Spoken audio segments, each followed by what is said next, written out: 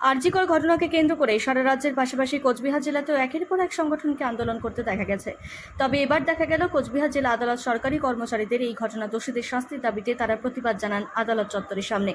এদিন প্রতিবাদ সভা থেকে কি জানিয়েছেন আন্দোলনরত সরকারি কর্মচারীরা, শুনুন বিস্তারিত।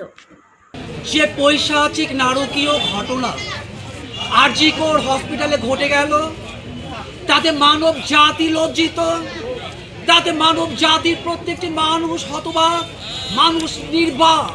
It's the rarest incident that happens till now in the universe. আমরা সেই নির্যাতিতার আত্মার শান্তি কামনায় এবং তার বিচারের জন্য কুচবিহার জেলা জজ আদালতে প্রতিবাদের সুরে প্রতিধ্বনিত হচ্ছি। আমরা চাই এই নির্যাতিতা মেয়েটির আত্মার বিচার হোক, আমরা চাই এই নির্যাতিতা মেয়েটির আত্মার শান্তি পাক, সেই জন্য একবারও জানতে পারে যে সব পৃথিবীর মানুষ আজকে তার জন্য চোখের জল ফেলছে, সেই জন্য জানতে পারে, তার আত্মা যেন জানতে পারে সারা পৃথিবী তার জন্য কাঁদছে।